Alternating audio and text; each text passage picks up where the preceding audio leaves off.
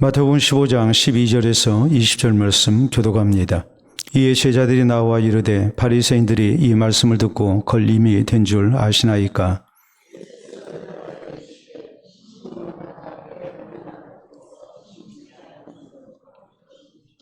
그냥 두라. 그들은 맹인이 되어 맹인을 인도하는 자로다. 만일 맹인이 맹인을 인도하면 둘이 다 구덩이에 빠지리라 하시니,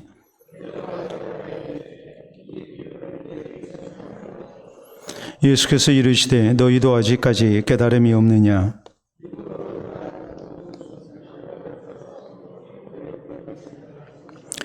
입에서 나오는 것들은 마음에서 나오나니 이것이야말로 사람을 더럽게 하느니라.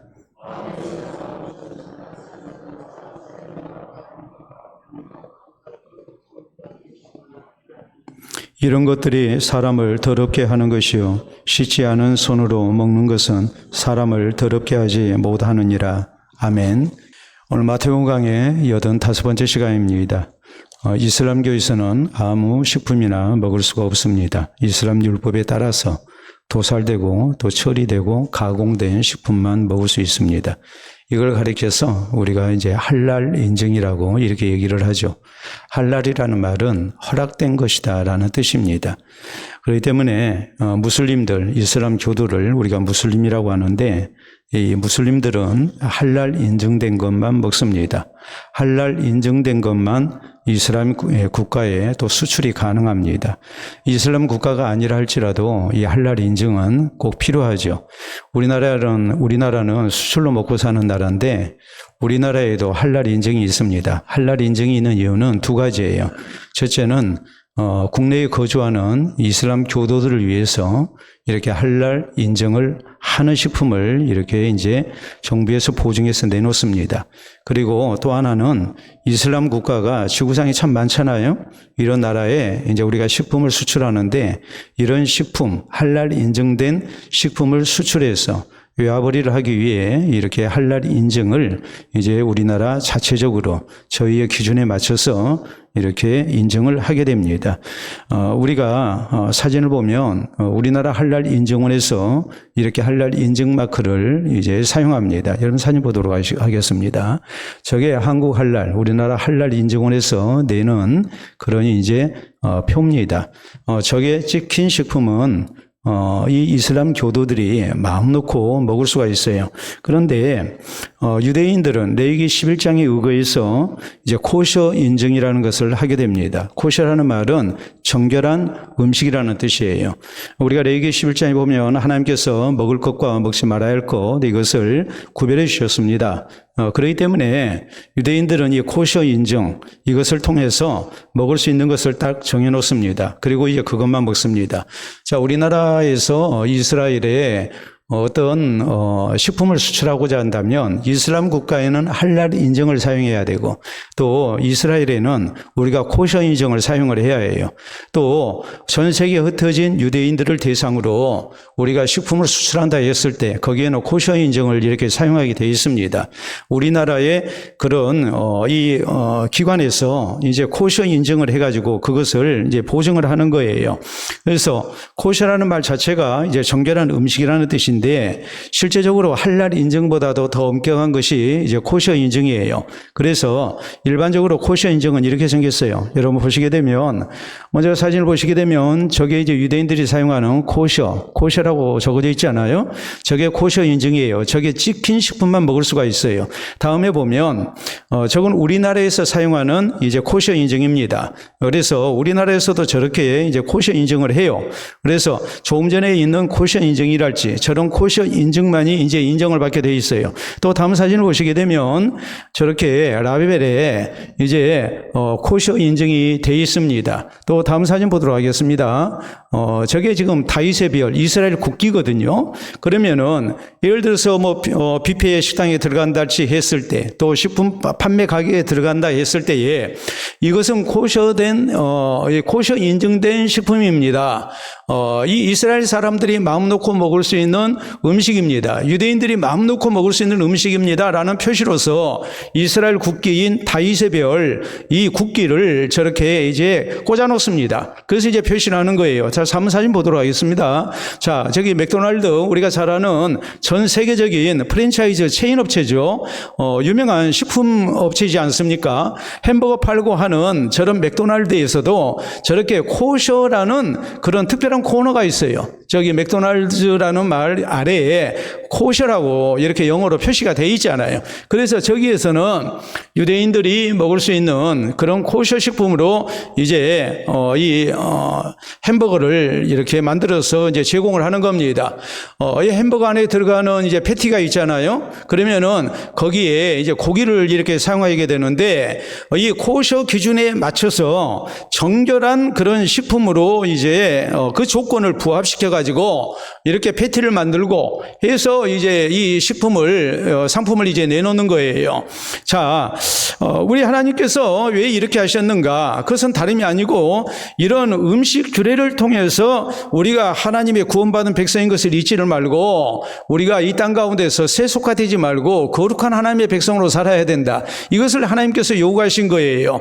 그렇기 때문에 정결하지 않은 식품을 먹게 되면 우리가 부정해진다는 이런 생각 속에서 이슬람 교도들은 할랄 인증을 이렇게 내세우게 되고 그리고 이제 이스라엘 사람들 유대인들은 전 세계 어디에서나 이렇게 코셔 식품을 코셔 인증을 이렇게 중요하게 생각을 하는 겁니다. 자, 우리는 지난 시간에 예수님의 제자들이 손을 씻지 않고 식사한 문제 때문에 바리새인과 서기관들이 장로들의 이런 전통을 어겼다고 시비를 건 내용에 대해서 말씀을 살폈습니다. 예수 그리스도의 인기가 높아지고 백성들이 또 예수님에 대해서 이렇게 많은 기대를 하게 되고 하니까 이 종교 운동을 그대로 둬서는 안 되겠다 생각하고 예루살렘 공의회에서 이제 사람들을 파송했습니다. 그래서 바리새인들과 서기관들이 파송받아서 현장 조사를 한 거죠. 그래서 이제 저희는 중요한 그런 빌미를 이제 찾아낸 겁니다. 예수님의 제자들이 손을 씻지 않고 이렇게 식사를 하는 겁니다. 이걸 보고서 장로들의 전통을 어겼다 하면서 이제 저희에게 예수님께 이제 시비를 거는 거예요. 여기에 대해서 예수님은 장로들의 전통이 하나님의 말씀보다 앞설 수가 없다. 너희가 하나님의 말씀을 왜곡되게 이렇게 해석을 하고 또 이것을 적용하는데 이것은 잘못된 일이다 라는 것을 이렇게 강조하셔서 우리 성도가 하나님의 말씀에 함부로 가감해서는 안 되고 하나님 말씀대로만 믿고 살아야 함을 우리 주님께서는 강조를 하십니다. 자, 저기는 고르반이라는 그런 장로들의 전통을 통해서 하나님께서 드림이 됐다 하면서 제5계명인 부모 공경에 대한 이 하나님의 명령을 계명을 이렇게 위배하고 왜곡시키는 그런 결과를 가져왔습니다. 그렇기 때문에 우리 예수님께서는 하나님의 말씀을 악용하는 그런 모습이 돼서는 안 된다. 고르반이라 해서 하나님 앞에 이거 내가 예물로 바쳤다 그러면서 부모 공경을 하지 아니하는 이런 하나님의 말씀을 악용하는 이런 잘못된 태도 이것을 버려야 된다고 말씀을 하십니다. 순수하고 깨끗한 마음으로 오직 하나님 말씀대로 사는 신앙의 자세 이것을 우리에게 또한 교훈하신 것이죠. 궁극적으로 우리 주님께서는 외식주의 신앙을 가져서는 안 됨을 말씀을 하셨습니다. 오직 하나님 말씀대로 믿고 순종하는 그래서 진실된 하나님의 자녀들 또 그리스도인이 되어야 됨을 이렇게 말씀을 하십니다. 먹는 음식이 문제가 아니라 사람이 먼저 바로 되어야 정결한 심령으로 우리가 하나님을 경외하고 또 하나님 말씀에 순종하고자 하는 그 신앙의 자세가 먼저 되고 이것이 중요한 것이지 단순히 음식 규례를 지켰다고 그래서 장로들의 전통을 앞세우고 손을 씻었다고 그래서 사람이 정결해지는 것이 결코 아니다. 이것을 우리 예수님께서는 교훈을 하신 거예요. 자, 오늘 본문 12절에 보면 예수님이 이렇게 저희에게 말씀을 하셨을 때에 12절에 제자들이 이런 말씀을 합니다. 이에 제자들이 나와 이르되 바리새인들이 이 말씀을 듣고 걸림이 된 줄 아시나이까 라고 말합니다. 자, 이 말씀의 의미는 뭐냐면 자, 이 걸림이 된 줄 아십니까? 이 말의 의미는 비위가 상하다라는 말이거든요.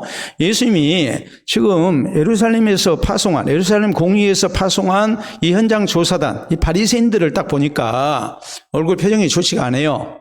그리고 분기가 가득해가지고 굉장히 저희가 예수님에 대해서 적개심을 이렇게 드러내고 있는 거예요. 예수님께서 저희의 외식주의적인 신앙을 책망을 하시고 너희가 하나님의 말씀을 마음대로 가감하면서 장로들의 전통을 만들어가지고 하나님의 말씀을 왜곡되게 이렇게 적용하고 또 하나님의 말씀을 악용하는 이런 잘못을 저지르는데 그건 외식주의다. 이건 잘못된 것이다. 이렇게 따끔하게 우리 예수님이 책망을 하셨단 말이에요. 저희의 잘못에 대해서 따끔하게 교훈을 하신 거예요. 자, 이 바리새인들 서기관들이 예수님의 이 지적 앞에 책망 앞에 아무 대꾸를 못했어요. 그러니까 적어도 겉으로 볼 때는 저희가 예수님 앞에 완전히 KO패를 당한 겁니다. 근데 제자들은 전혀 반대되는 얘기를 하는 거예요. 예수님께서 그렇게 말씀을 하셨는데 이 말씀이 저희에게 아주 비상하게 하는 말씀이 된 줄 예수님은 아십니까? 라고 이렇게 말씀을 하거든요. 이 말씀의 의미는 뭐냐면 예수님이 말씀을 하셨지만 저희가 이렇게 받아들이는 대신에 오히려 적개심을 갖고 있습니다. 이것이 악영향을 나타내게 됐습니다. 라면서 지금 제자들이 염려 가운데서 이렇게 얘기를 하는 겁니다. 그 이유가 뭐겠습니까? 이들이 많은 사람들 앞에서 이제 모욕을 당했죠. 또 자기들의 전통, 신앙을 이렇게 무시했다는 장로들의 전통에 의해서 지금까지 이 이스라엘 사회가 유지되고 있다고 얘기해도 절대 과언이 아니고 이스라엘의 신앙은 장로들의 전통에 의해서 가르침을 받고 또 지도를 받아왔는데 그것을 예수님께서 완전히 부정했다라는 그런 생각 속에서 저희가 굉장히 비위가 상했고 분노하는 그런 모습을 드러낸 거예요. 여기에 대해서 13절 이하에 예수님께서 이제 답변을 하십니다. 오늘 그게 우리가 20절까지 살폈던 말씀의 내용이에요. 자, 이 말씀. 자, 지금 우리가 되어진 상황을 지금 다시 한번 이렇게, 반복을 했는데 이런 그 당시의 상황과 분위기를 우리가 충분히 이해할 수 있잖아요. 여기에 대해서 예수님께서 뭐라고 교훈을 하셨는가? 오늘 여기 성경 말씀을 통해서 우리가 또 새롭게 받아야 할 그런 소중한 교훈들이에요. 자, 먼저 우리 예수님은 어떤 말씀을 하셨느냐? 자, 제자들이 염려 가운데 지금 그렇게 말씀을 드리거든요. 주님께서 그렇게 말씀을 하셨지만 저 사람들이 오히려 그것 때문에 비위가 상했다고 지금 분노하고 있습니다. 주님 그거 아십니까? 라고 염려 가운데 지금 예수님께 말씀을 드려요. 근데 제자들이 그렇게 염려 가운데 얘기를 하는 이유는 장로들의 전통이라는 것이 굉장히 중요하기 때문에 그래요. 장로들의 전통을 통해서 저희가 가장 하나님을 경외하고 하나님을 잘 믿는다고 자부하던 사람들인데 또 그 가르침 속에서 이스라엘 사회가 이렇게 살아왔는데 지금 제자들이 손을 씻지 않고 음식을 먹어서 이 사람들에게 지금 시비거리를 제공을 했단 말이에요. 근데 여기에 대해서 예수님께서 따끔하게 이제 저희를 책망을 하셨어요. 바리새인들을 책망을 하셨어요. 제자들을 변호하셨어요. 그러니까 제자들이 다행이라고 생각하는 대신에 제자들의 생각은 걱정이 앞선 겁니다. 왜 걱정이 앞섰습니까? 우리가 잘못해가지고 지금 바리새인들이 이 종교 지도자들이 굉장히 뿔이 났구나. 이들이 굉장히 적대감을 지금 드러내고 있구나. 앞으로 좀 불편한 일이 많이 생기겠구나. 이런 염려가 자연히 든 것이죠. 그러니까 지금 예수님께 지금 이런 말씀을 염려 가운데 드린 거거든요. 근데 우리 예수님의 말씀은 그냥 놔둬라. 우리 예수님은 이렇게 말씀을 하시는 거예요. 자, 13절 이하 말씀 보도록 합니다. 예수께서 대답하여 이르시되 심은 것마다 내 하늘 아버지께서 심으시지 않은 것은 뽑힐 것이니 그냥 두라. 그들은 맹인이 되어 맹인을 인도하는 자로다. 만일 맹인이 맹인을 인도하면 둘이 다 구덩이에 빠지리라 라고 이렇게 대답을 하십니다. 자, 우리 예수님이 하시는 말씀이 그냥 두라는 거예요. 자, 그냥 두라라는 이 말씀의 의미는 어떤 의미냐면 그냥 자기들 하는 대로 그냥 내버려 두라는 거예요. 그들이 그냥 비위가 상해가지고 분노하든지 말든지 적개심을 품든지 말든지 그냥 내버려 둬라. 그러면서 우리 예수님은 심은 것마다 하나님께서 내 아버지께서 심으시지 않은 것은 다 뽑힐 것이기 때문이다라고 말씀을 하십니다. 자, 이 말은 두 가지 의미가 있어요. 첫째는 장로들의 전통은 하나님이 심으신 것이 아니다 이 말이에요. 하나님의 말씀이 아니라는 말이죠. 하나님께서 심으신 것이 아니기 때문에 저희가 아무리 장로들의 전통이 옳다고 주장을 하고 그걸 내세운다 할지라도 기분 나빠라 한다 할지라도 그것은 다 쓸데없는 거다. 이걸 지금 예수님께서는 말씀을 하시는 거예요. 저희 장로들의 전통은 하나님 말씀과 상관없는 거다. 하나님께서 우리에게 주신 것이 아니다. 하나님이 심으신 것이 아니기 때문에 저희가 그것을 가지고 뭐라고 시비를 걸든지 말든지 그냥 내버려 둬라. 지금 이런 말씀이에요. 두 번째는 바리새인들과 서기관들은 하나님께서 심으신 자가 아니라는 의미를 가지고 있어요. 저희는 근본적으로 하나님 앞에 잘못된 사람들이다 이 말이에요.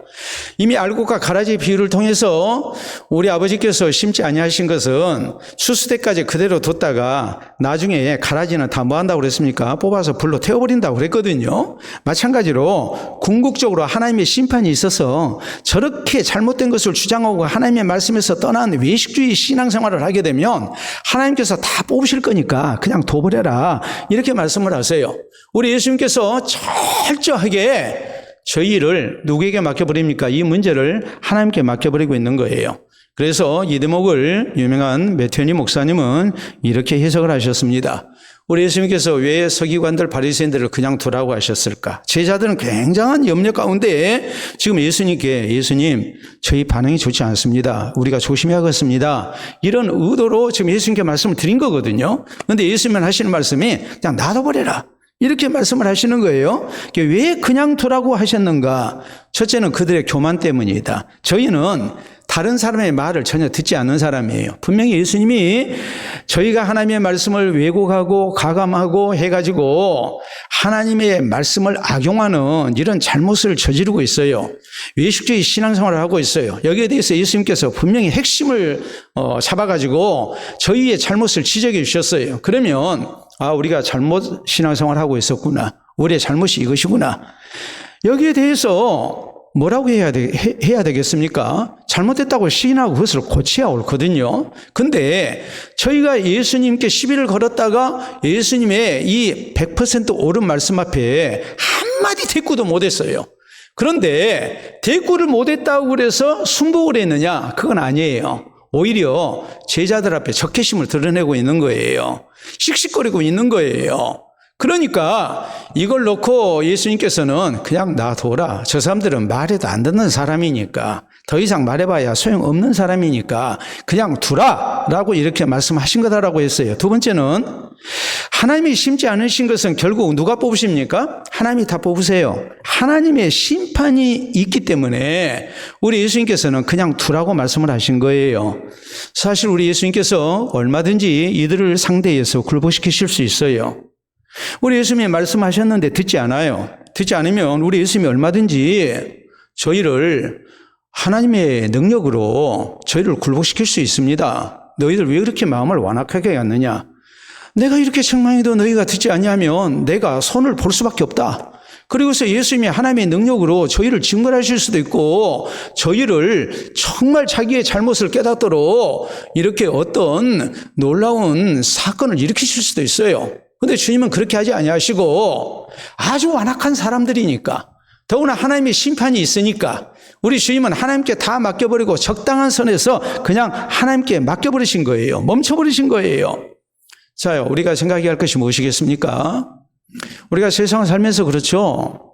어떤 사람 말해도 시도 먹히지 않는 사람, 그 사람하고 계속 싸워야 되겠습니까? 세상에서 제일 멍청한 사람이 누군 줄 아세요? 세상에서 제일 멍청한 사람은 술 먹은 사람하고 싸우는 거예요. 남편이 술 취해가지고 고주망태가 돼가지고 왔어요. 그런데 아이고 허구한 날 술 먹냐, 당신 이러면 건강이 어찌 되느냐, 아이들 생각해라, 뭐 이래가지고 직장생활 잘하겠냐. 술 먹어서 취한 사람이, 인사불성인 사람이 그거 알아듣습니까? 하나 소용없어요. 술 먹고 취해서 들어왔으면 그냥 조용히 잠자게 하는 것이 제일 좋죠. 그리고 맑은 정신 되었을 때 좋은 분위기 만들어서 한 말 이루는 것이 낫죠. 여러분, 세상에서 제일 힘든 일이 뭔 줄 아세요? 세상에서 제일 힘든 일은 남의 지갑에 있는 돈을 내 지갑으로 옮기는 겁니다. 또 하나는 내 머릿속에 있는 내 생각을 다른 사람 머릿속에 집어넣는 거예요. 사람마다 자존심 있고 그러잖아요. 이게 쉽게 되어지는 일이 아니에요.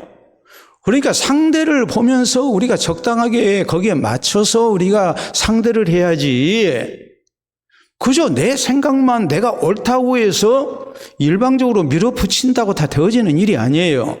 특히 우리는 살아계신 하나님을 믿고 하나님의 심판을 믿는 사람이에요.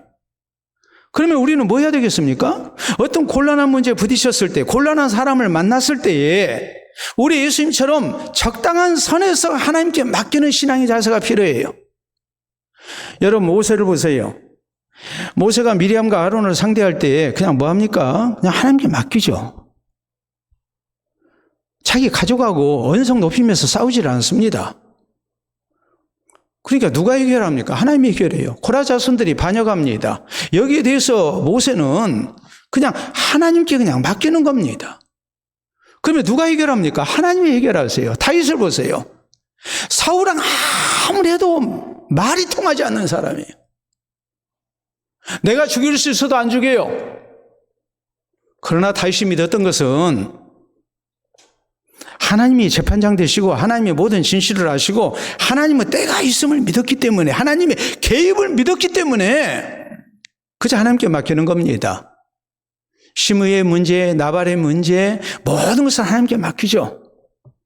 여러분, 사도 바울이 예수 그리스도의 복음을 증거할 때 모든 일이 항상 순적했던 것은 아닙니다. 모든 사람이 바울의 동역자 돼가지고 그래서 저희의 협력을 얻어서 이렇게 하나님의 복음 사역을 감당했던 게 아니에요. 바울에게도 참 쓴뿌리 같은 가시 같은 사람이 있었어요. 우리가 디모데후서 4장에 보면 사도 바울이 죽음을 앞두고 쓰고 있는 이 디모데 후서에서, 그것도 디모데후서 4장 마지막 부분에서 언급한 사람이 나옵니다. 알렉산드라는 사람이 나와요. 이 사람 얼마나 사도 바울을 괴롭혔는지 몰라요. 그런데 사도 바울은 자기 후계자인 디모데에게, 야 디모데야, 너 알렉산더에 대한 내 원수를 좀 갚아다오. 우리가 드라마나 영화 보면 그런 거 많이 나오잖아요. 아버지가 죽으면서 원수를 갚아다오. 그러니까 아들이 그냥 무술을 연마하고 그냥 막 열심히 노력해서 성공해가지고 자기 아버지의 원한을 갚아주는 그런 스토리가 상당히 많잖아요. 사도 바울이 믿음의 아들이요 후계자인 디모데에게 알렉산더에 대한 내 원한을 갚아달라 그럽니까? 아니죠. 그냥 하나님께 맡기잖아요. 하나님께 그냥 맡겨버리는 거예요. 하나님이 살아계시니까.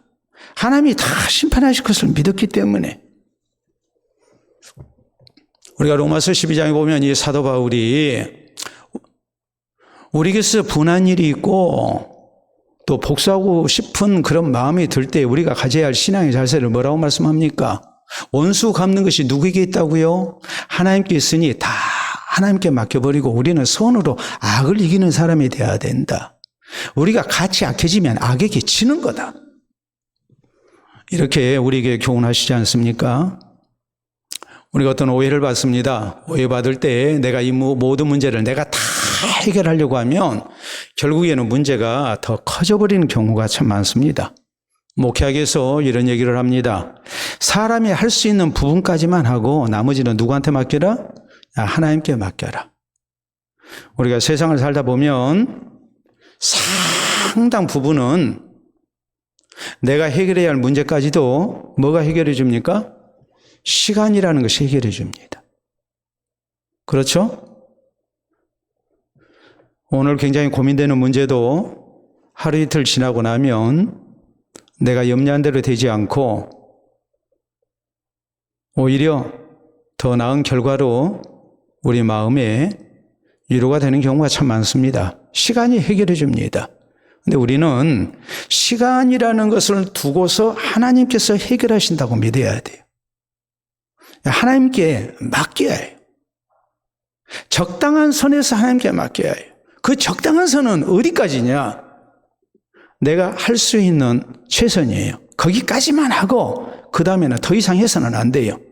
신앙 안에서 하나님께 맡기는 자세가 필요해요. 근데 우리가 자꾸 그 선을 넘어요. 내가 다 하려고 그래요. 그러다 보니까 예수님 믿는 사람들, 하나님을 믿고 의지하고 산다는 사람들이, 세상 모든 일을 하나님이 주장하신다고 믿고 사는 사람들이 불신자하고 똑같아져요. 어떤 경우는 불신자보다 더 악해져요. 그래서 결국에는 하나님의 은혜와 해결해 주시는 은총을 우리가 경험하지를 못합니다. 그리고 문제가 더 꼬이게 되고 더 복잡해지는 경우가 굉장히 많습니다. 예수님이 능력이 없어서 힘이 없어서 몰라서 그러신 게 아니에요. 제자들이 염려 가운데 주님께서 하신 말씀이 저희에게 걸림이 된 줄 아십니까? 저희가 지금 굉장히 불쾌해합니다. 분노합니다. 적개심을 나타냅니다. 근데 예수님 하시는 말씀이 내 아버지께서 심으시지 않은 것은 다 뽑힐 것이다. 그냥 놔둬라. 저희가 뭐라 하든지 그냥 둬버려라. 여러분, 내가 부여잡고 내가 고민하고 내가 범죄하면서 해결하려고 하는 그런 모습이 있지 말고 적당한 선에서 그냥 둬버리는 자세가 우리에게 필요합니다. 하나님께 기도로 맡기고 하나님께서 분명히 시간 가운데서 해결하실 것을 믿고 우리가 주님 안에서 우리 하나님이 주시는 평안을 얻고 또 선한 결과를 얻는 은혜가 우리에게 있기를 바랍니다.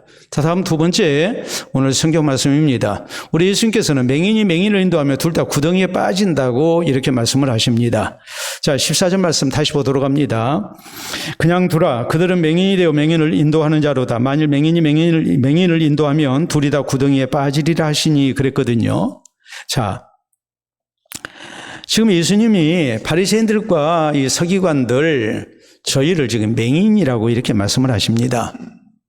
저희는 나름대로 잘난 사람들이거든요. 그리고 유대인의 산헤드린 공회에서 예루살렘에서 파송받아 온 사람들이에요. 그러니까 상당히 똑똑한 사람들이고 또 이런 문제에 대해서 베테랑들이고 경험이 많은 사람이라고 우리가 봐야 돼요. 예수님에 대한 소문을 들었는데 예수님을 상대할 만한 그런 실력이 검증된 사람들, 한 사람도 아니고 여러 사람들을 지금 보내서 지금 예수님을 상대하게 했습니다. 맹인이라고 생각 안 하죠? 근데 예수님은 말씀하십니다. 저희는 맹인들이다. 의미가 뭐겠습니까? 저희가 하나님의 말씀의 참뜻을 모르기 때문에 맹인이라고 한 거예요. 장로들의 전통만 맹목적으로 믿고 따르는 사람들이고 그것을 가르치는 사람들이기 때문에 지금 맹인이라고 지금 예수님은 말씀을 하시는 거예요. 다음으로는 예수 그리스도는 어두운 세상을 밝히러 이 땅 가운데 오신 빛 대신 주님이세요. 하나님이 약속하신 그리스도세요. 구주예요. 근데 이 예수님을 모르는 거예요. 빛 대신 예수님을 모르고 있기 때문에 저희를 우리 예수님은 맹인이라고, 영적인 맹인이라고 이렇게 말씀을 하신 겁니다. 그렇기 때문에 이들의 가르침은, 이들의 주장은 결국 다른 사람들과 함께 구덩이에 빠질 수밖에 없는 그런 비참한 결국이 될 것이다. 이것을 우리 주님께서는 경고하고 계시는 거예요. 근데 우리가 이 말씀을 놓고 볼 때 내가 혹시라도 맹인이 된 건 아닌가, 내가 영적 맹인이 되어 있는 사람은 아닌가, 이런 두려움을 우리가 가져야죠. 목사인 저 자신부터 조심해야 할 부분입니다. 제가 여러분에게 잘못 가르칠 때도 많잖아요. 그럼 제가 바로 그냥 시인을 해요. 다음 설교 시간에 제가 얘기를 해요. 제가 이 부분 잘못 알았습니다. 설교를 하다 보면 그렇게 실수가 되는 때가 있거든요. 왜요? 원고 대로만 설교를 하는 게 아니라 또 설교를 하다 보면 또 엉뚱한 소리가 나올 때가 있어요. 두려운 일이에요. 예? 제가 젊어서 실수를 하면 여러분들이 얘기하기를 아이고 목사님이 오늘 실수하셨네 그래요. 근데 이제 나이가 들어가서 실수를 하면 뭐라고 하냐면 아이고 목사님이 늙어서 실수한다 그래. 그런 소리 들으면 참 비참해져요. 그런데 부인할 수 없는 현실이잖아요. 그런 소리 안 듣도록 노력을 해야 하지 않겠습니까? 그런데 내가 오늘 영적 맹인이 되어 있지는 아니한가? 내가 신앙생활을 몇십 년 하고 교회 중직자가 돼 있고 그러는데 내가 영적 맹인이 돼가지고 다른 사람을 내가 잘못된 길로 인도하고 같이 구덩이에 빠지는 사람이라면 이거 얼마나 두려운 일입니까? 그러니까 우리에게 필요한 것이 뭐겠어요? 여러분은 자꾸 그런 생각을 해요. 나는 배우는 사람. 언제까지 배우는 사람은 아니에요. 여러분이 저를 통해서 배우시지만은 또 여러분은 교회 학교에서 혹은 교회 안에서 또 세상 가운데서 다른 사람을 빛 대신 주님께 인도해야 할 사람들이에요. 근데 내가 영적 맹인이면 결국엔 어떤 문제가 생기겠습니까? 맹인이 맹인을 인도하기 때문에 둘 다 구덩이에 빠지는 겁니다. 그러면 우리가 뭐 해야 되겠습니까? 부지런히 배워야죠. 영적 맹인의 상태를 벗어나야죠. 핸드폰을 사용하는데, 스마트폰을 사용하는데 얼마나 기능이 많아요? 기능이 많으니까 이걸 모르면 말 그대로 맹인입니다. 기능을 아는 것과 모르는 것은 큰 차이가 있거든요. 그러니까 하나라도 배우려고 그래요. 사진을 어떻게 찍어야 잘 나오는지, 이것은 어떻게 전송을 해야 되는지, 사진 가운데 마음에 안 드는 그 부분은 어떻게 지워야 되는지, 뭐 그런 기능이 다 있잖아요, 스마트폰에. 그러니까 그런 것을 하나씩 배워가지고 내가 잘 사용하고 또 다른 사람 가르쳐주는 기쁨이 있지 않습니까? 어떤 분은 그 기쁨이 너무 커서 한밤중에 2시, 3시에 다른 사람에게 카톡을 보냅니다. 이거 읽어보라고. 정신 나간 짓입니다. 난 잠자는 시간에 왜 보내요? 그러지 말았는데 또 보내. 그렇잖아요, 우리가. 근데 내가 아는 사실, 좋은 유익된 사실을 남에게 알리고 그것이 얼마나 좋은가라는 것을 생각하기 때문에 우리가 그러잖아요. 근데 문제는 영적으로 내가 맹인이 돼 있다면 문제지 않겠습니까? 세상 일에는 우리가 견문을 넓히고 지식을 넓히고 다른 사람 좋은 길로 인도하려고 하나라도 더 가르쳐 주려고 그런 결례를 무릅쓸 때도 많은데, 정작 내가 먼저 된 그리스도인으로서 교회의 또 어른으로서 우리가 나중된 성도를, 불신자를 바른 길로 인도하지 못한다면 이건 가치 구덩이로 빠질 수밖에 없는 거예요. 그렇기 때문에 우리는 부지런히 하나님의 말씀을 배우고 익혀야 됩니다. 우리 신앙을 바로 하기를 우리가 먼저 힘써야 됩니다. 바리새인들처럼 영적 맹인이 돼서는 안 됩니다. 여러분, 성경은 에베소 4장에 우리에게 이렇게 말씀해요. 믿는 것과 아는 것이 하나 돼서 그리스도 예수의 장성한 분량에 충만한 데까지 자라나라. 온갖 유혹에 흔들리지 마라. 내 신앙도 지키고 다른 사람도 붙들어주는 사람으로 우리가 쓰임받아야 함을 우리에게 강조를 하고 있죠. 여러분, 사도행전 18장에 보면 아볼로라는 사람이 나옵니다. 아볼로는 성경 박사였어요. 근데 세례 요한의 세례까지만 알고 예수님의 세례에 대해서는 모르는 사람이었어요.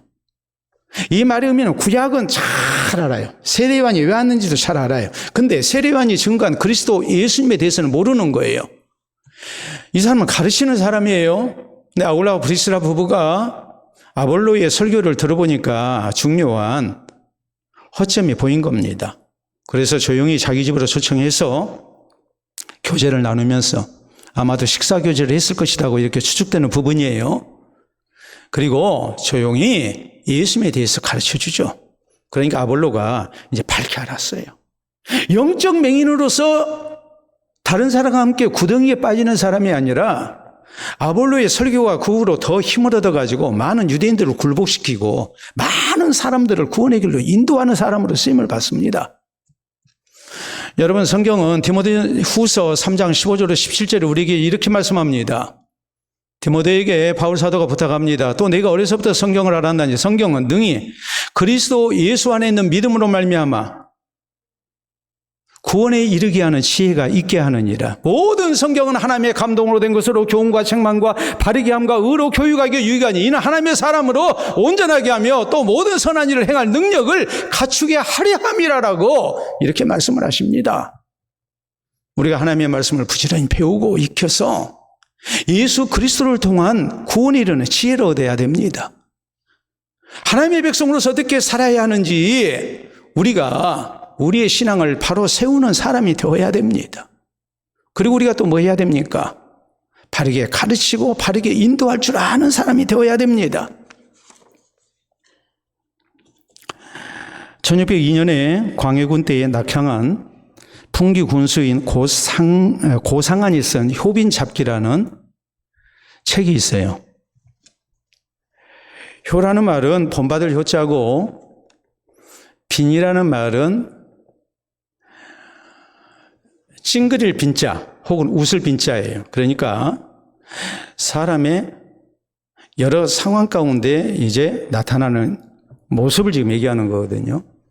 잡이라는 말은 섞일 잡자고, 그 다음에 이제 기는 이제 기록할 기자니까 효빈 잡자는 게 뭐겠습니까? 우리가 세상을 살면서 되어지는 모든 일들, 웃을 만한 일, 찡그릴 만한 일들, 이런 것을 통해서 우리가 본받을 것을 본받아야 된다. 이걸 쓰고 있는, 고상한이 쓰고 있는 그런 이제 옛날 가르침을 담은 책입니다. 거기 이런 대목이 나옵니다. 우리가 사자성어로 얘기를 하자면 노서지지라고 말을 해요. 늙을 노자, 쥐서자, 그리고 어조사 지자에 이제 지혜지자예요. 그러니까 노서지지는 늙은 쥐의 지혜라는 말이에요. 자, 옛날에 어떤 쥐가 있었어요.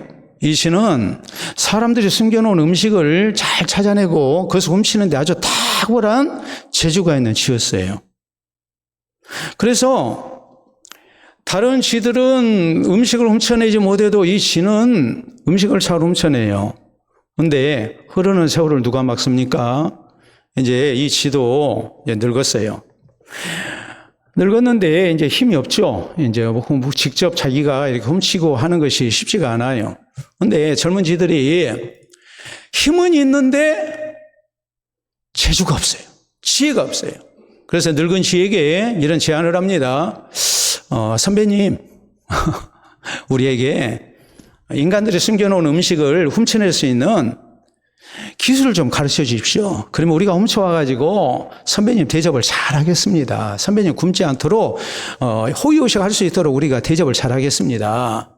그래서 서로 간에 계약을 맺고 늙은 쥐가 이제 젊은 쥐들이 선배님 저기 하니까 이러이러한 것이 있는데 이런데 어떤 방식으로 이렇게 훔쳐야 됩니까? 그러니까 이제 늙은 쥐가 가르쳐 주면 그 방법대로 하면 틀림없이 성공을 하거든요.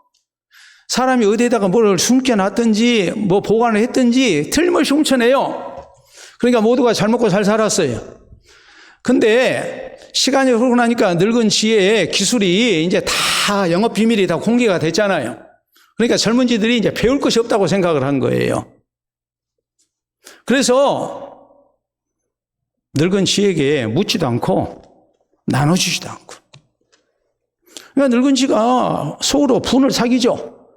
쫄쫄 굶으면서 아주 그냥 자기 신세 한탄을 하고 젊은 쥐들 아주 그냥 미워 죽겠는 거예요. 두고 봐라 하고 있는데 뭐 늙은 쥐가 어떻게 해결할 방법이 없잖아요. 근데 사람이라고 가만히 있겠습니까? 아니 숨겨놓고 보관하면은 쥐들이 어떻게 알고 그냥 다 그걸 훔쳐먹고 그냥 막 하니까 사람이라고 멍청하냐 이 말이에요. 집 주인이 솥에다가 먹을 것을 놓고 위에다가 뚜껑을 덮고 그리고 거기에다가 무거운 돌을 올려놔가지고 쥐들이 아무리 해도 그것을 훔쳐가지 못하게 만들어놨어요. 젊은 쥐들이 아무리 연구를 하고 시도를 해도 그 솥 안에 있는 것을 훔쳐먹을 수가 없는 거예요. 여러분 같으면 어떻게 훔치겠습니까? 여러분이 만약에 쥐라면. 이 젊은 쥐들이 도저히 안 되겠다 싶으니까 늙은 쥐에게 와서 사정을 하는 거예요. 선배님, 그동안 우리가 서운하게 해드린 거 잘못했습니다. 지금 상황이 이리 됐는데 우리가 어떻게 해야 훔쳐낼 수 있겠습니까? 만약에 이번에 그 비법을 가르쳐 주시면 우리가 절대 무시하지 않고 앞으로 돌아가실 때까지 우리가 잘 모시겠습니다. 하고서 사죄를 하는 거예요. 그러니까 늙은 쥐가 이런 얘기를 합니다. 그 솥에 발이 3개지. 그러니까 한쪽 발 아래 흙을 열심히 팔아. 뚜껑 열려하지 말고 한쪽 발, 그 발밑을 열심히 흙을 팔아. 흙을 파면 솥이 어떻게 될까요?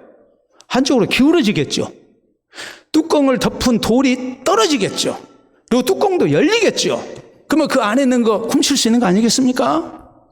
그래서 젊은 쥐들이 그 말대로 하니까 틀림없이 그렇게 된 거예요. 그래서 음식을 훔쳐다가 늙은 쥐에게 이렇게 많은 것을 주고 서로 간에 잘 먹고 잘 살았단다. 이런 얘기가 효빈잡기에 나와요. 여러분, 효빈잡기에 고상한이 그런 내용을 쓰고 있는 이유가 뭐겠습니까? 늙은이들 박대하지 말고 늙은 사람의 지혜를 소중히 여기고 해라. 사람은 늘 배워야 된다. 내가 배워서 좋은 것으로 젊은 사람에게 가르치고 해야 된다. 이걸 지금 말하고 있는 거거든요. 이것이 어찌 세상을 사는 지혜만 해당되는 말씀이겠습니까? 예수 그리스도가 어두운 세상을 밝히는 빛 대신 주님이신 것을 우리가 알면 우리가 하나님의 말씀을 우리가 부지런히 배우고 익히는 가운데 빛 대신 주님 안에 거하기를 힘쓰는 성도가 돼야 돼요. 영적 맹인이 돼서는 안 돼요.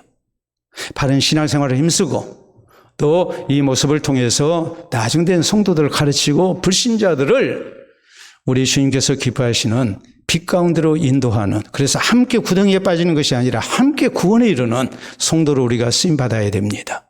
이 은혜가 우리에게 있기를 바랍니다. 자, 세 번째, 우리 주님께서 강조하신 것이 또 하나 있어요. 그 뭐냐면 심령을 정결케 하기를 힘써야 된다는 사실이에요. 자, 15절 이하 말씀 보도록 합니다. 베드로가 대답하여 이르되 이 비유를 우리에게 설명하여 주옵소서. 예수께서 이르시되 너희도 아직까지 깨달음이 없느냐. 자, 이 정도로 예수님께서 말씀을 하셨으면 뭐 해야 해요? 깨달아야 되거든요. 깨닫지를 못하니까 답답한 가운데 너희가 아직까지도 깨달음이 없느냐 책망하시죠. 자, 17절. 입으로 들어가는 모든 것은 배로 들어가서 뒤로 내버려지는 줄 알지 못하느냐. 입에서 나오는 것들은 마음에서 나오나니 이것이야말로 사람을 더럽게 하느니라. 마음에서 나오는 것은 악한 생각과 살인과 간음과 음란과 도둑질과 거짓 증언과 비방이니 이런 것들이 사람을 더럽게 하는 것이요. 씻지 않은 손으로 먹는 것은 사람을 더럽게 하지 못하느니라라고 말씀을 하십니다. 손을 씻고 먹으면 사람이 정결해지는 게 아니고 사람 입으로 들어가는 음식 때문에 사람이 깨끗해지고 더러워지는 것 아니다. 오히려 우리 속에서 나오는 것, 우리의 심령이 먼저 정결케 되지 아니하면 속에서 나오는 악한 생각들, 이런 것들이 우리를 더럽히는 것이고 우리가 하나님 백성답게 살지 못하는 그런 원인이 되는 것이다 라고 이렇게 말씀을 하십니다. 손을 깨끗이 하는 사람이 아니라 우리의 심령을 또 우리의 마음을 우리의 영혼을 정결하게 하는 성도가 돼야 된다는 것을 말씀을 하고 계시는 거예요. 특히 마가복음 7장 19절에 보면 우리 예수님은 모든 음식물은 다 깨끗하다라고 선포를 하세요. 레위기 11장에 나와 있는 말씀대로 더 이상의 음식 규례, 코셔가 중요한 게 아니다. 하나님이 주신 모든 음식은 이미 다 정결한 거다. 문제는 그 음식을 우리가 먹는 사람으로서 우리의 마음 상태가 어떻게 되느냐가 더 중요하다는 것을 말씀을 하시는 거예요. 그렇기 때문에 우리 예수님은 우리 하나님께서 코셔의 규례를 주신 것, 레위기 11장에 코셔의 규례를 주신 것은 다른 것이 아니에요.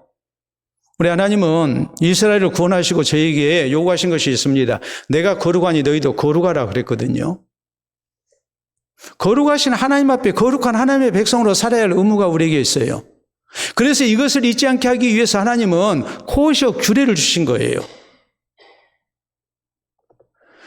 우리가 음식 먹는 것까지 늘 조심을 해서 거룩한 하나님의 백성으로 구별된 모습으로 살아야 함을 우리 하나님께서 교훈을 하신 거예요.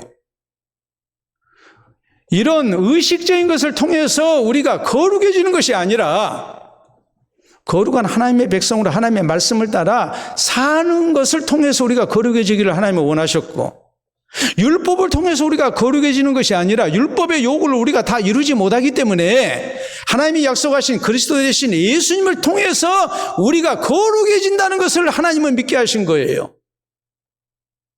그러니까 우리가 뭐 해야 됩니까? 우리의 심령을 먼저 정하게 하기를 힘써야 되고 우리가 하나님 앞에 바른 심령을 가지고 살고자 애쓰는 사람이 돼야 돼요. 이것이 중요해요. 그렇지 아니하면 우리는 외식주의자가 될 수밖에 없다는 것을 주님은 경고하고 계시는 겁니다. 자, 잠언 4장 23절에 이렇게 말씀하죠. 무릇 지킬 만한 것보다 더욱 너희 마음을 지키라. 생명의 근원이 이에서 남이니라 그랬어요. 우리의 마음을 지키는 것이 중요하다. 생명의 근원이 거기에 있다. 성경은 우리에게 로마서 12장 1절로 2절에 말씀하십니다. 그러므로 사랑하는 형제들아, 내가 하나님의 모든 자비하심으로 너희를 권하느니 너희 몸을 하나님이 기뻐하시는 거룩한 산 제물로 드리라. 이는 너희가 드릴 영적 예배니라. 너희는 마음을 새롭게 함으로 변화를 받아 하나님의 선하시고 기뻐하시고 온전하신 뜻이 무엇인가를 분별하도록 하라. 이 세대를 본받지 말고 하나님의 백성으로서 하나님의 뜻을 분별하면서 우리가 살아야 된다. 그걸 강조하죠. 에베소서 4장 22절 24절 말씀도 그렇습니다. 너희는 유혹의 욕심을 따라 썩어져가는 구습을 따르는 옛사람을 벗어버리고 오직 하나님을 따라 의와 진리의 거룩함으로 지으심을 받은 새 사람을 입으라. 우리에게 이렇게 강조하죠. 의식적인 것을 따르는 사람이 아니라 우리의 심령을 하나님 앞에 바르게 하고 하나님의 말씀을 따라서 우리가 바로 살고자 힘쓰는 성도가 돼야 된다고 우리에게 강조합니다. 고린도서 4장 16절에 보면 우리의 겉사람은 낡아지나 우리의 속사람은 날로 새로워진다 그랬거든요. 우리의 속사람이 새로워져야 됨을 성경은 말씀하십니다. 자, 여러분 이 사람은 잘 아실 거예요. 한번 보도록 하겠습니다. 옛날에 많이 봤죠? 누굽니까? 예, 고르바초프라는 옛날 소련 지도자입니다. 소비에트 사회주의 공화국 연방 초대 대통령을 지낸 사람입니다. 이 사람이 1989년 12월에 미국의 조지 부시 대통령과 회담을 해서 냉전의 공식적인 종결을 선언을 했습니다.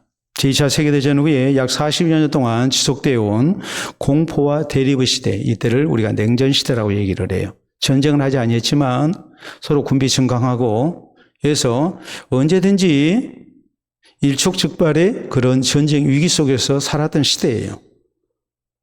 미소 양국도 엄청난 수천 기의 핵무기를 가지고 있었죠. 3차 세계대전이 일어나면 곧 인류 멸망으로 이어진다는 그런 공포 속에서 그래서 냉전 시대였거든요. 근데 이 사람이 모든 것을 내려놓고 더 이상 군비 증강하지 않고 평화회담을 한 가운데 냉전 시대를, 이 공포와 대립의 시대를 평화의 시대로 물꼬를 틀었습니다. 그래서 그 공로를 인정받아서 다음 해인 1990년에 노벨 평화상을 수상한 사람이에요. 우리의 상식을 뛰어넘죠. 왜요? 공산주의 소련의 지도자가 뭘 받았어요? 노벨 평화상을 받았어요. 근데 이분이 우리가 이제 자꾸 오해하는 게 뭐냐면 공산주의 국가에는 교회도 없고 또 기독교 신앙도 없다고 생각하는 그런 왜곡된 생각을 갖고 있어요. 절대 아니에요. 그 당시에도 다 교회가 있었고 물론 그 신앙의 모습이 지금과는 좀 다른 모습이에요. 그러나 전통적인 기독교 국가이기 때문에 다 교회에 문 열었고 또 모여서 예배드리고 다 했습니다. 고르바초프가 예배를 드리고 나오니까 서방 기자가 물었어요. 공산주의 지도자가 교회에서 예배를 드리고 나온다? 저거 쇼 아니냐? 이런 생각이 든 거거든요. 그러니까 고르바초프한테 당신에게 예배는 어떤 의미입니까? 라고 물었어요. 당신 공산주의자인데 무신론자인데 어떻게 유신론, 하나님이 계신다는 것을 믿고 하나님 앞에 예배를 드리고 한다는 거냐? 이게 보여주기 위한 쇼가 아니냐? 지금 이런 질문이에요. 근데 고르바초프가 이런 유명한 대답을 합니다. 내가 예배를 드리고 나올 때 내 영혼이 목욕한 느낌이 듭니다. 그랬어요. 여러분, 우리가 목욕하고 나면 기분이 좋아요? 안 좋아요? 좋아요 한 사람만 좋고 나머지 사람들은 별로 기분이 안 좋은가 봐요. 목욕하고 나면 기분이 상쾌하잖아요. 우리의 몸만 상쾌한 게 아니라 뭐까지 상쾌해져요? 우리의 마음까지, 우리의 정신까지 맑아지잖아. 머릿속도 맑아지잖아. 고르바초프의 이 말은 내가 하나님 앞에 예배를 드리고 나면 내 죄가 용서받은 느낌이 있고 내가 좀 더 정결한 사람이 된 것 같은 그런 느낌을 받는다는 거예요. 서방 기자가 할 말을 잃었어요. 우리에게 무엇을 교훈할까요? 우리가 하나님 앞에 말씀을 듣고 하나님 앞에 예배드리고 기도하고 하면은 궁극적으로 우리의 심령이, 우리의 영혼이 맑아져야 되거든요. 그리고 그 힘을 가지고서 우리의 삶에 변화가 일어나야 해요.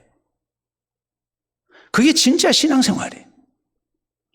예수님의 이 말씀은 의식적인 그런 규례는 열심히 지키는데 속 사람은 전혀 변화하지 않는 거예요. 그러니까 외식주의 신앙이라고 주님은 책망하고 계시는 겁니다. 우리의 속사람을, 우리의 마음을 더 정결케 하기로 힘쓰는 하나님의 백성이 되어야 됨을 우리 주님은 강조하신 거예요. 손 씻고 음식 먹는 게 중요한 게 아니라, 입으로 들어가는 게 중요한 게 아니라, 내 속에서 나오는 것이 하나님이 기뻐하시는 모습으로 생각이나 말하는 것, 행동이 나와야 된다고 우리 주님께서는 강조하신 거예요. 이게 진짜 정결이라고 말씀을 하시는 거예요. 오늘 우리의 신앙생활이 과연 어떤 모습이 되어야 될 것인가? 시편의 저자는 시편 19편 14절에 말씀합니다. 나의 구속자이신 여호와여, 내 입의 말과 마음의 묵상이 주님 앞에 연락되기를 원합니다. 그랬어요.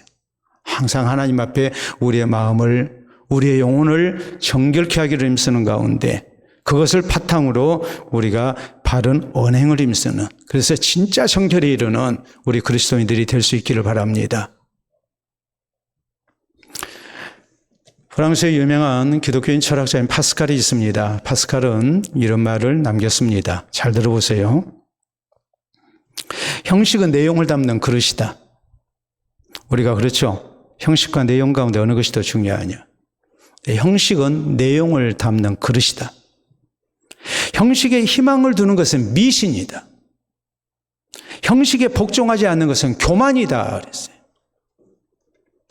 형식과 내용은 같이 중요해요. 형식은 내용을 담는 그릇이기 때문에 내용이 있어야 돼요. 그런데 형식에 우리가 치중을 하고 형식에 희망을 둔다면 그건 미신이 돼요. 외식주의가 돼요.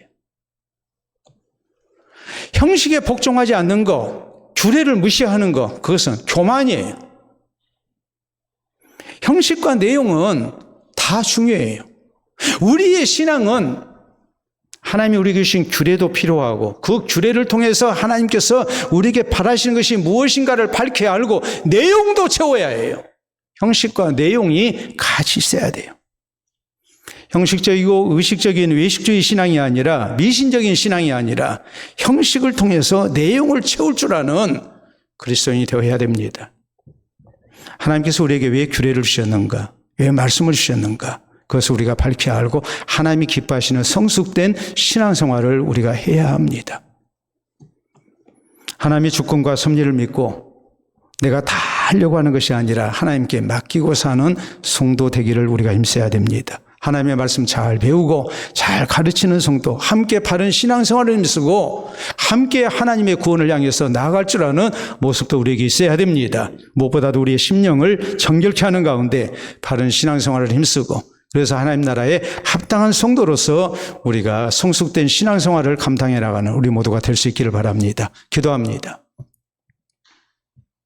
주신 말씀을 생각하면서, 오늘 나는 형식만 남은 사람은 아닌가? 내 신앙생활에 과연 내용은 채워지고 있는가?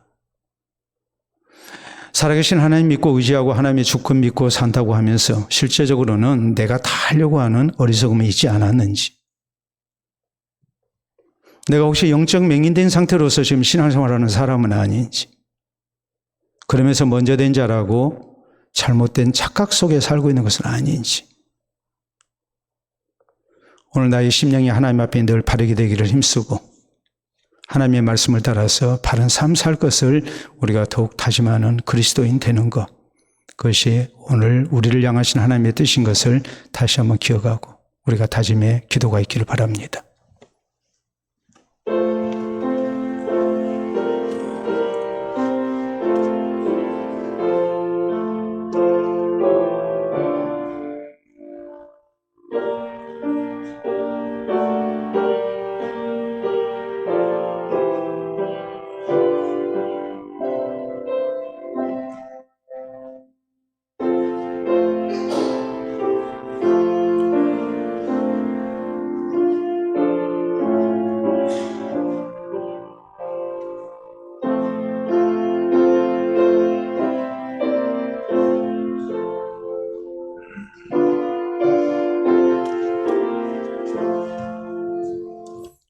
이 시간도 살아계신 아버지, 은혜를 진심으로 감사합니다.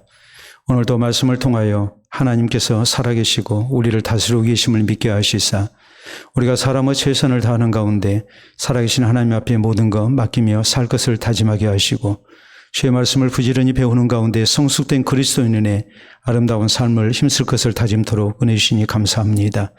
항상 하나님을 향한 예배와 또 말씀과 기도를 통하여 우리의 심령을 정결케 하시고 우리의 모든 언행과 또 우리의 마음다짐이 하나님 앞에 합당한 그리스도인으로 우리가 세상을 살기를 원합니다. 이 모습으로 우리 주위에 있는 사람들에게 하나님의 선하심을 드러내게 하시고 예수 그리스도의 복음을 나타내게 하셔서 우리가 함께 구원의 길을 향하여 나아가는 우리 모든 성도들이 될 수 있도록 인도해 주시옵소서. 이후로도 더욱더 영육간에 바른 신앙생활이 우리에게 있게 하시고 신실한 그리스도인으로 세상을 살게 하시고 우리 하나님께서 기뻐 받으실 만한 아름다운 그리스도인으로 우리가 굳게 설 수 있도록 역사하여 주시옵소서. 예수님 이름으로 기도하옵나이다. 아멘.